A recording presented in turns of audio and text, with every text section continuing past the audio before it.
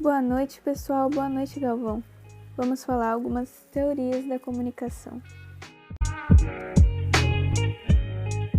A escola funcionalista. A escola funcionalista ela vai buscar explicar os meios de comunicação na sociedade. Que meios de comunicação?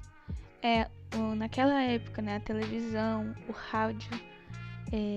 Hoje em dia tem a internet, o celular, entre outros. E os principais representantes dessa escola é o Laswell e o Merton. E ele dividiu a teoria funcionalista em 3 funções, que seria atribuir status, reforçar normas sociais e a disfunção narcotizante.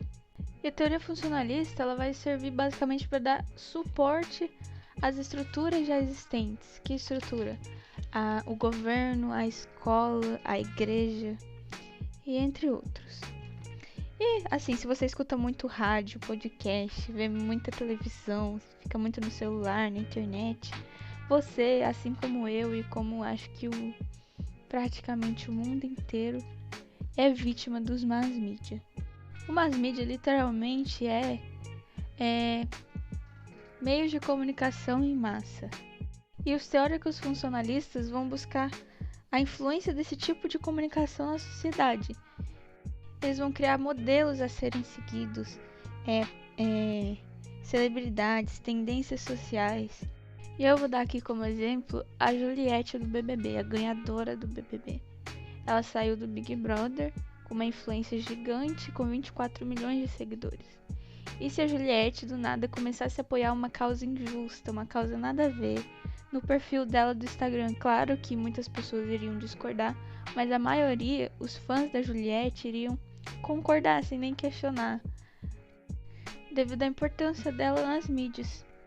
E a teoria funcionalista também vai procurar reforçar nas normas sociais. Ela quer reforçar os modelos de comportamento existentes. Ela quer criar padrões corretos de comportamentos. Corretos assim, entre aspas, Como, por exemplo, na época da teoria funcionalista, que é ali no começo do século XX, é a época que a televisão estava vindo como principal meio de comunicação. E o governo norte-americano começou a criar produtos de massa na televisão que reforçar o estilo de vida norte-americano, criar o estilo de vida norte-americano, ou manter o padrão de família perfeita, que a mulher cuida da casa, que tem 2 filhos, um cachorro, o homem trabalha, enfim. E temos também a disfunção narcotizante. Essa disfunção narcotizante ela ocorre devido ao excesso de informação. E as mídias vão servir como uma válvula de escape. Isso a gente pode ver, claramente atualmente. Temos muitos exemplos que vai servir como uma válvula de escape. O futebol, as novelas, o Big Brother, então, principalmente no ano de 2021 e de 2020, que a gente está vivendo uma época difícil de quarentena, Covid-19, você pode ver o tamanho que foi o Big Brother nesses últimos tempos. Bateu recordes e muito, porque as pessoas buscaram uma válvula de escape no Big Brother. Os problemas estavam demais aqui fora e estava querendo se preocupar com outra coisa, como por exemplo, quem que vai sair no próximo paredão. Então, a teoria funcionalista ela vai contribuir muito para o conformismo. E a gente dá para concluir que a teoria funcionalista não quer levar a qualidade da informação.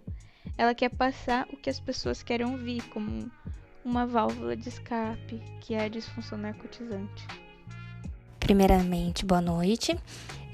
Agora eu vou falar um pouquinho sobre o Heinrich Laswell. Ele foi um sociólogo, cientista e o teórico da comunicação. Ele é considerado um dos fundadores da psicologia política. Ele foi estudante na Universidade de Chicago e professor de Direito na Universidade de Yale. E ele participou de 2 grandes escolas de sociologia, a Escola de Chicago e a do Funcionalismo. E ele é muito conhecido pelo seu modelo comunicacional, no qual o foco é em quem emite a mensagem, o diz o que seria o que está dizendo essa mensagem, transmitindo, através de que canal, quais são os meios utilizados dessa mensagem, para quem está transmitindo, os receptores, os públicos-alvo, e quais são os efeitos. Bom, como exemplo, temos essa charge aqui, que ela fala o seguinte: o menino de verde fala, amor, adivinha o que eu tenho aqui? A menina de rosa fala, não sei. Ele fala, chuta. E ela chuta. E vamos colocar essa charge no modelo de Laszlo, que são 5 Q. O primeiro Q fala quem, que seria o menino de verde. Diz o que seria a fala dele. Em que canal? Que seria através da fala. O canal aqui seria a fala. E pra quem? Que seria pra menina de rosa, possivelmente a namorada dele. E com que efeito? Que seria o que a menina de rosa fez. Mas aqui no modelo de Laszlo temos mais um ponto para analisar, que seria o que se passou na cabeça dela, qual foi a intenção. E no caso aqui a menina de rosa chutou ele, entendendo como se fosse para chutar no sentido literal da palavra e não chutar de adivinhar. Bom, agora eu vou falar sobre a teoria da agulha hipodérmica. Bom, a comunicação, ela sempre foi estudada por diversos pensadores, e nisso surgiram várias teorias, que se tornam as teorias de efeito.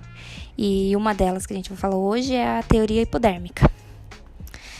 A teoria hipodérmica, ela é uma das primeiras teorias que buscou compreender a relação entre a pessoa e a mídia, e seus estudos são baseados no estudo behavioristas. Ela foi elaborada na escola norte-americana e ela foi desenvolvida em 1930, e baseados nos estudos de comunicação em massa. Ela é conhecida também como teoria da agulha hipodérmica ou teoria da bala mágica, e ela tinha como objetivo entender de como as pessoas eram influenciadas pela mídia. Para a gente entender melhor, vamos voltar aos meados do século XX, em que começaram a surgir os meios de comunicação em massa na Primeira Guerra Mundial.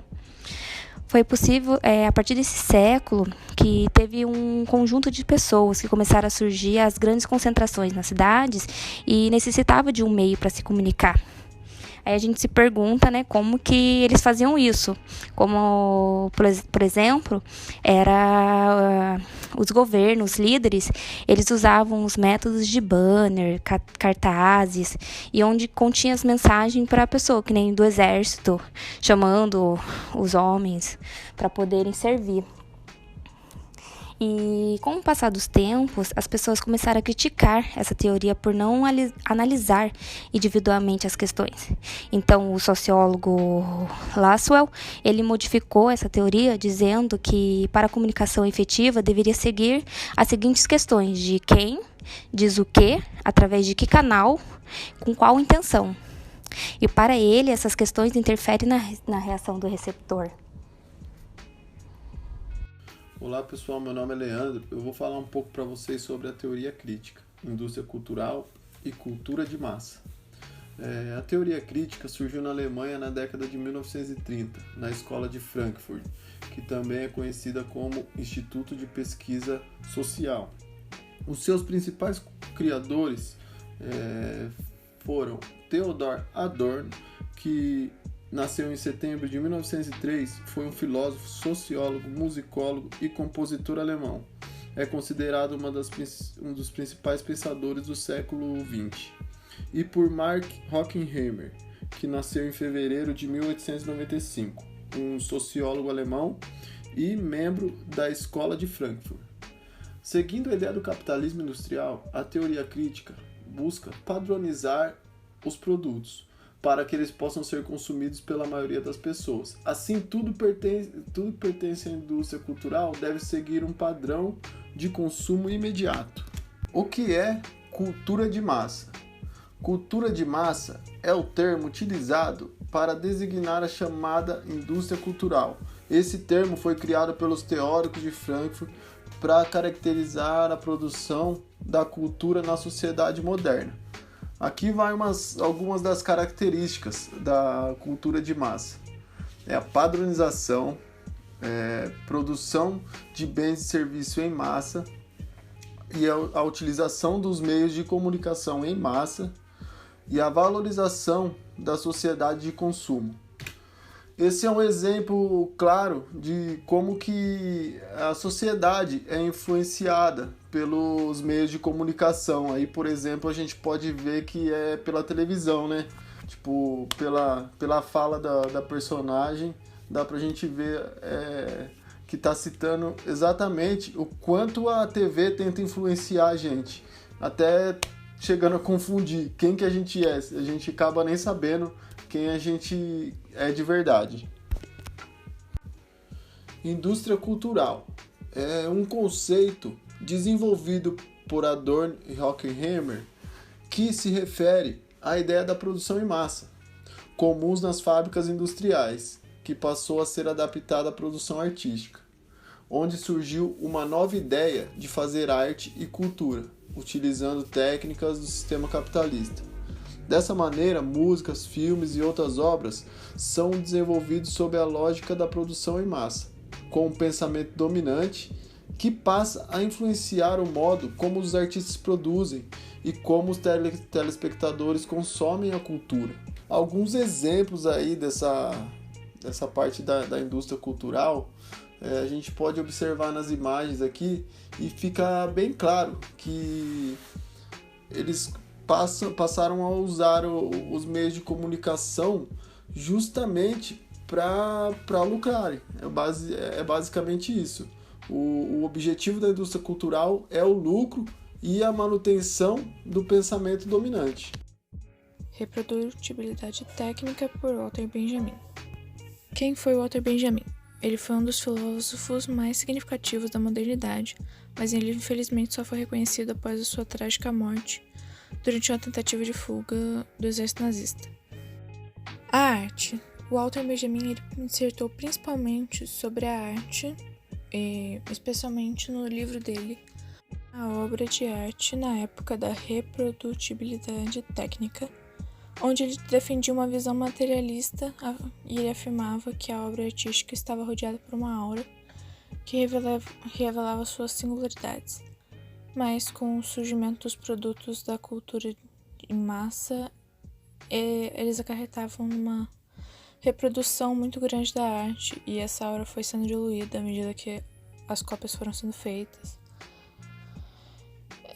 Isso destruía, segundo ele, a individualidade das obras e que a arte perdia a característica de algo exclusivo para um pequeno grupo, passando a ser algo acessível e dessa forma repercutindo em toda a sociedade. O público e a arte.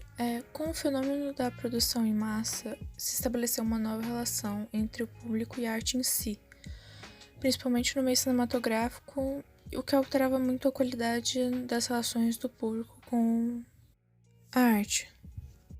A aura artística representada pela conexão dos autores com o público não era mais tão representada no cinema, uma vez que o público era substituído por uma câmera, que por sua vez era considerada até mais importante que os próprios atores, que afinal eles podiam ser substituídos por equipamentos. O Benjamin dizia que o olhar do homem é bem diferente da visão artificialmente captada pela câmera, uma vez que o homem observa as coisas de forma consciente, que ele transforma as coisas num ponto de vista inconsciente, enquanto o equipamento apenas registrava uma forma inconsciente e visual das coisas que estavam sendo retratadas. Mas em contraponto, o autor também defendia que o cinema era de grande valor ideológico, sendo um instrumento político e podendo ser usado a favor do proletário quando a classe estivesse pronta para assumir uma liderança política.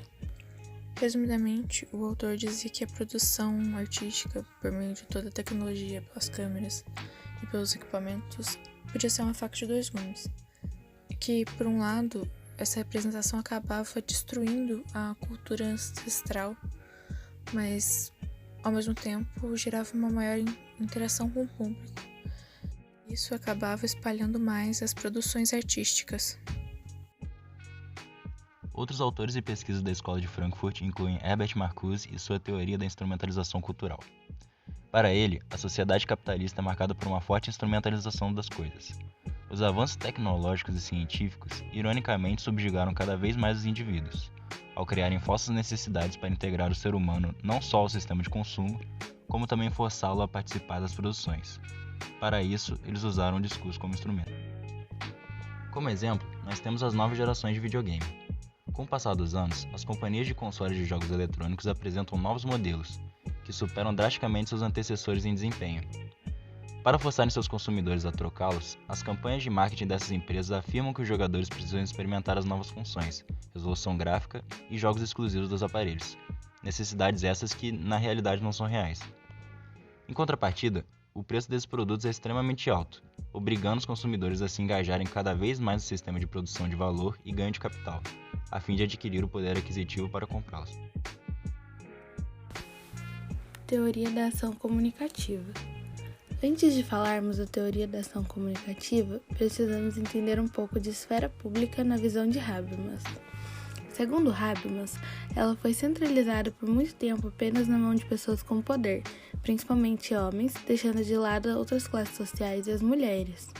Porém, em meados do século XIX, ela acabou se modificando quando a mídia se tornou posse de grandes empresas que controlavam as notícias de forma que elas virassem negócio atrás de negócio, deixando a política e a democracia de lado. Um exemplo atual de esfera pública.